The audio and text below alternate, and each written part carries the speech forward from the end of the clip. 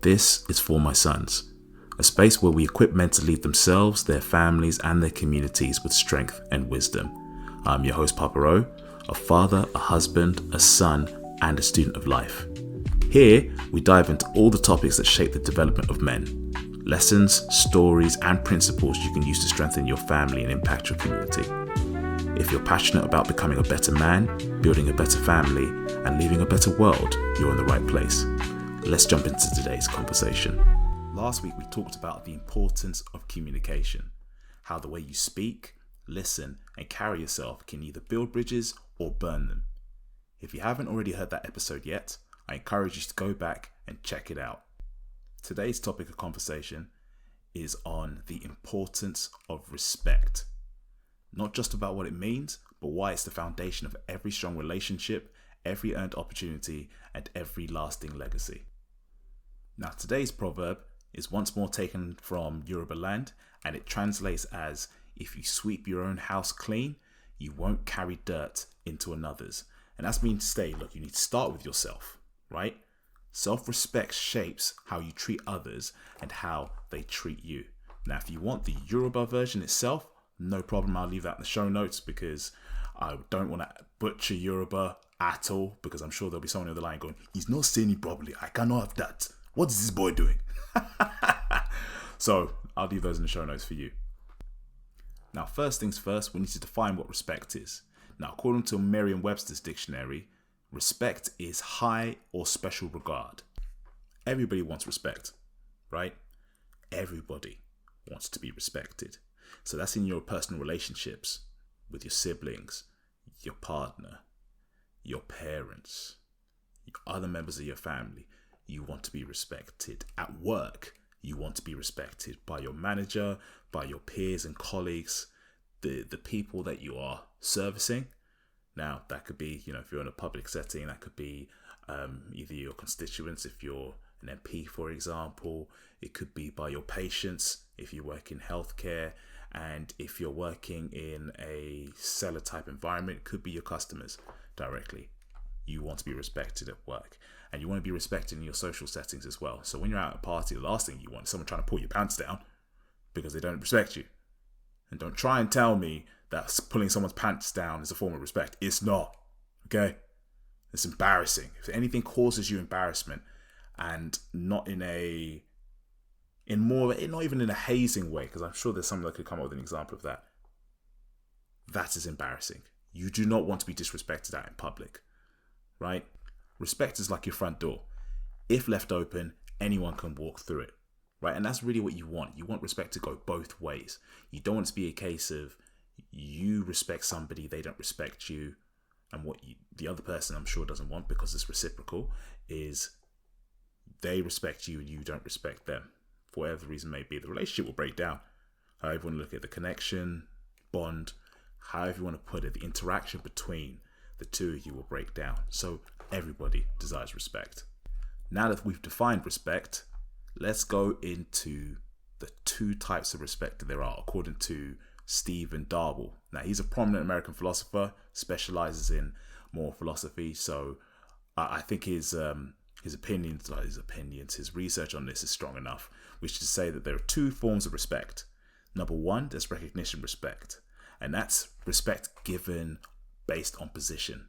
So we're talking about, being like a parent, being a senior colleague of some sort if you're at work, or it could be your boss, right? That is recognition respect. You're respected because of the title, right?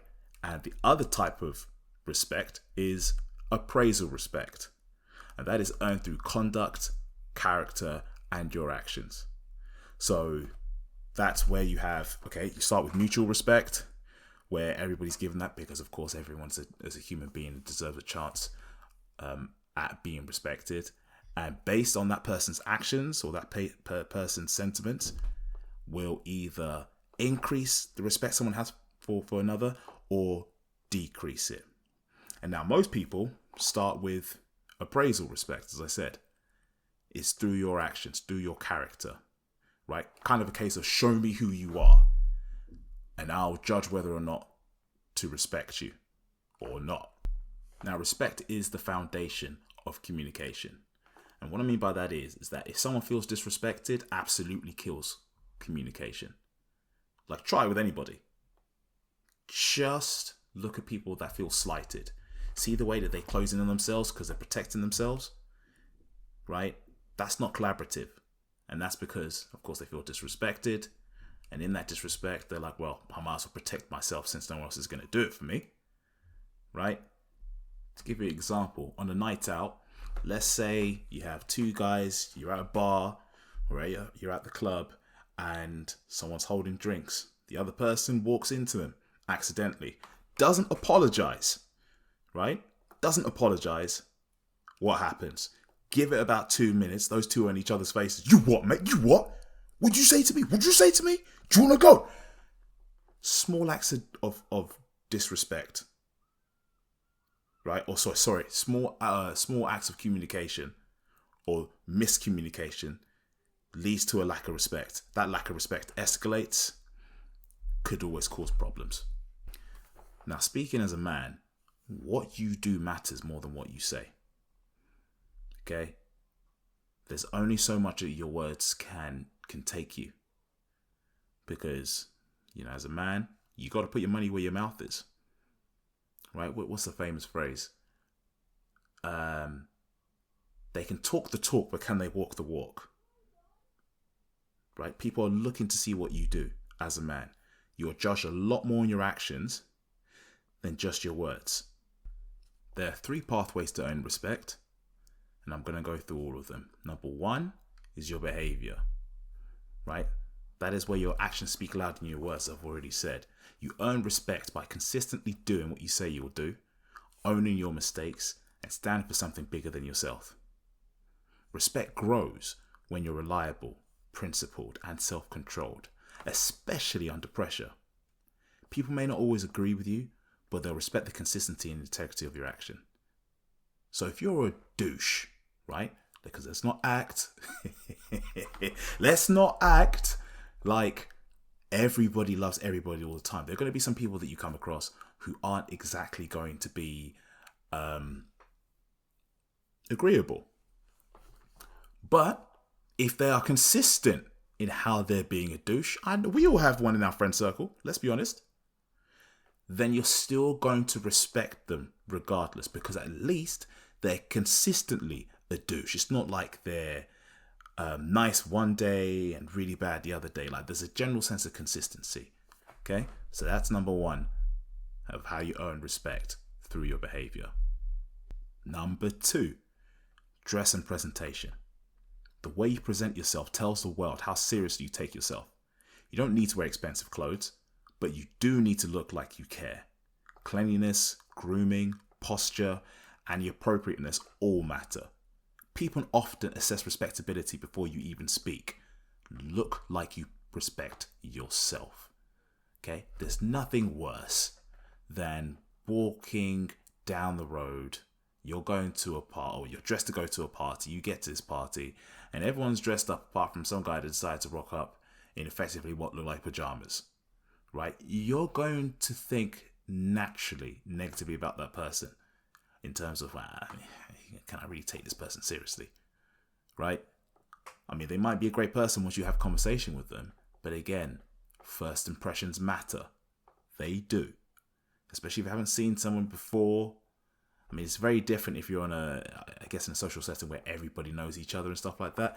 And that tends to typically happen if you've known, if you're a group of friends you've known for a long time, say from your days of school, and they've been, again, going back to the first point of being consistent in their behaviour. If they've dressed like a bum from the get-go, and they continually dress like a bum from school, through to college, through to uni, if you decide to go to uni, and through to your social setting, then you're like, okay, well, that's just Jeff. That's the way Jeff acts out here, right? But normally, if you're meeting someone for the first time, dress and presentation matter a lot more in terms of whether you decide to respect them. And number 3 is how you treat others. Your interactions reflect your values. Respect is earned by showing it to others, especially when there's no benefit to you. Be courteous, listen deeply, honor boundaries, and avoid gossip or condescension. Treat everyone, from elders to strangers, with dignity, and your reputation will quietly build. And by reputation, I definitely meant to say reputation.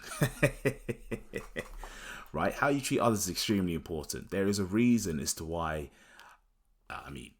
if you're not a complete skeptic, there's a reason why people who head up charities and NGOs are very well respected. It's because of the way that they treat others. People like Mother Teresa back in the day was very well respected because of the actions of how she treated others. Again, you look at great leaders of the 20th century, Mahatma Gandhi, Martin Luther King Jr., William Churchill to a degree. Definitely Winston. Definitely Winston Churchill. Don't know why I said William. They all treated others well.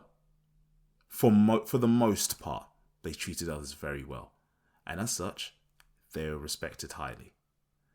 Now, on this podcast, we are striving to be better leaders, being better men and being better leaders. So how you treat others is exactly one of the tenets that we have here in terms of treating people well. We should all be treating others with great respect. So in turn, that we get respect that we're due. That's not to say it's a transactional thing, where it's, if I treat you well today, then I expect for you to treat me well tomorrow. No, that's not how it works. Hence why I said treating others well with no benefit to you. Right? Because people see through fake, especially in this 21st century with everything to do with social media, where there are filters here and there's voiceovers there. People are looking for authenticity. So how you treat people authentically will go a long way in terms of whether you're earning respect or you're earning disrespect, right? One of my things is, if I'm at a restaurant, I don't go to them that often, but if I'm at a restaurant and I see somebody mistreating one of the servers, right, who's taking their orders, I know that person's a douche. Right? I don't need any more information than that. Why? Because that person is a stranger and they're treating them really badly because they can afford to treat them really badly. Or they think they can afford to treat them really badly. So just bear that in mind when you're talking to other people and how you talk to them as well. Now, one thing I will say about respect is that respect must be received with humility. Right? Pride leads to entitlement and conflict. And what I mean by that is that you might love yourself. Right? We spoke about it in the importance of communication, about intrapersonal communication. The way that you speak to yourself, you might think that you are effectively, you are the best. And that's great. And nobody's taken away from that for you. But at the same time, if someone says, hey, good job on, I don't know, a project that you did, and you turn around and go, obviously standard. Then they're just going to be like, okay, I'm not complimenting this idiot again. That's not going to happen. Right? He's already got an inflated ego. Why do I need to inflate it further? Right? You are your own world's biggest fan, and you should be. But that doesn't necessarily mean that everybody else is going to be. And you don't want to be perceived as having a massive ego to a point where it's choking everybody else in the room. Okay? Someone gives you a bit of praise. Hey, be humble. Hey, thanks, man. I appreciate it. Something as simple as that. It shows that you're self-assured, but it also shows that you have received that respect with humility as well. So just be mindful of that. Don't come across like an arrogant guy, because nobody likes arrogance. And there is a thin line that's easy to breach between confidence and arrogance. I'm sure we'll talk about that in one of the later podcast episodes. So the next section of the podcast I want to talk about is about respect as a black man.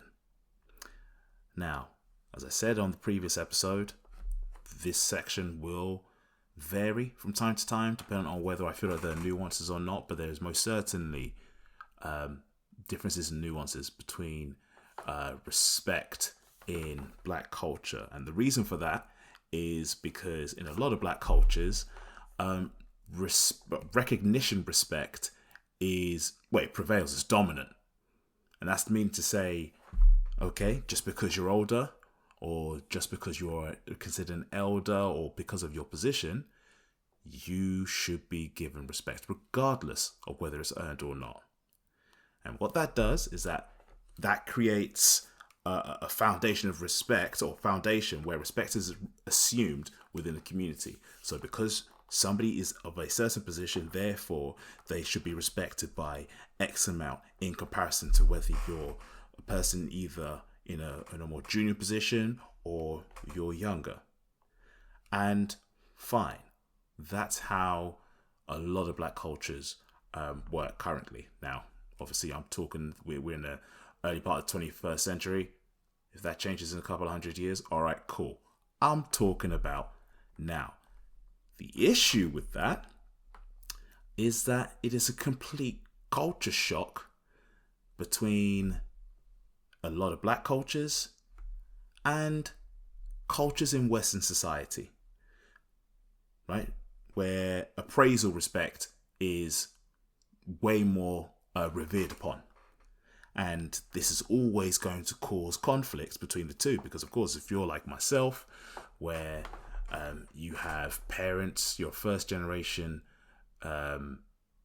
black man in Western society, you're having to deal with both sides of the tracks, and that can definitely cause some conflict. So because Western society has more of an emphasis on appraisal respect, what that means is that there are some things that are going to be out of your control which are going to be deemed more important, i.e. stereotypes. Okay, now unfortunately there are stereotypes. However you want to look at this, I'm not here to tell you there shouldn't be stereotypes. Unfortunately, that's just the way things are, right? I'm just dealing with the lay of the land, and this is definitely one of them. So when it comes to black men and stereotypes, you're looking at having a confident tone, meaning being aggressive, or having a more casual wear, relaxed wear, I guess wearing hoodies are seen as being suspicious, or a self-assured presence as being seen as being arrogant. So there's always a constant pressure to manage how we're being seen, right? So you have to, basically you're fighting a battle of balancing authenticity and acceptability. And that's not easy. That's not easy at all.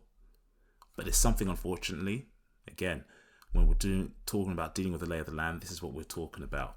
So it's something that you're going to have to work on constantly. That is going to be a challenge, however you want to look at it, no matter which class you've defined yourself in or you've put yourself in, be it working class, middle class, upper class. That struggle is always going to remain, because as a minority, as an ethnic minority, you're not the majority. So as such, you don't get the same benefits of people seeing you as an individual first, more so than seeing you being a group of, or part of a collective, right? So all you can do, or this is what I think is the solution anyway, all we can do is just be excellent, right? Just have excellence as your strategy, right? Instead of focusing more on the recognition respect, where if you think a position's going to handle it, in Western society, at least from my understanding, recognition respect will get you in the door, but it won't keep you there. You're going to have to earn it. And that's going to be something that you're going to have to do every day, every week. Right? When you're outside, there's going to be a way you're going to have to present yourself. That's not to say you have to be uptight, but there should be a certain standard you should expect of yourself, because you know you're being judged accordingly. If you don't like it, I'm sorry to tell you that is the reality of life. If you don't like it, well, again, sorry. So what you want to do is let your work, character, and impact speak louder than the assumptions that have been made about you. Okay? It's a long-term strategy. There is no quick fix to what I'm talking about. And it's not going to be easy. It's going to be work. But anything worth fighting for in life is always going to Anything worth fighting for in life means that you have to put in some work, right? So that hard-earned respect lasts longer because you know it's based, and people know around you, that it's based on your substance, your actions, not just image. As I said, recognition, respect in Western society will get you into the door. It most certainly will not keep you there. You need to back up what you're doing with your actions. Okay? With every new person that you meet as well, that you're able to change their mind through your own actions, again, creates positive lasting effect. And when you have enough of that respect around you from the community that you're closest to, right? That's where legacy comes into play. And a good example of that is all of these businesses. The reason is there are a lot of businesses that will say that we have been around for, over 100 years, right? We're in the third or fourth generation of butchers or something like that. And they're well respected within the community because they've earned that over time. That's what you've got to do. All the things that I'm telling you guys about, this is not something it's not a one and done, right? The buck doesn't just, the buck starts with you when it comes to something like this, but it doesn't stop with you, right? Because the lessons that at the very least, or the topics that I'm talking about here, they're not just for you. They're for your sons, your brothers, your cousins, your fellow men. Because that's what you want. We want a better society as a whole.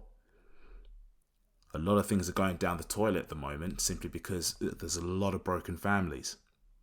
Well, at least that's one of them. At least in my opinion, that's one of the things. A lot of broken families. And because there are a lot of broken families, that leaves little space for community.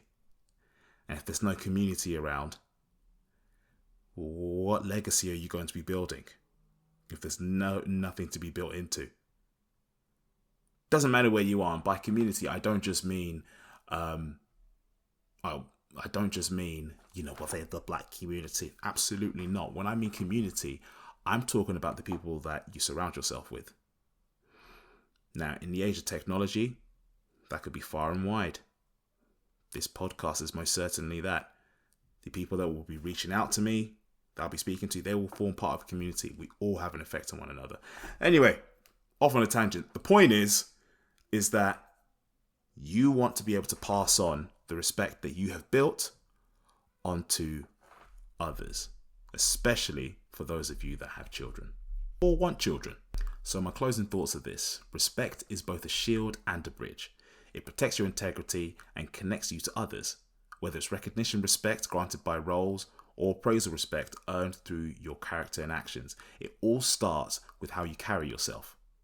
In a world that may misjudge you or misunderstand you, your consistent excellence becomes your loudest advocate. Respect isn't just something you receive, it's something you reflect every day.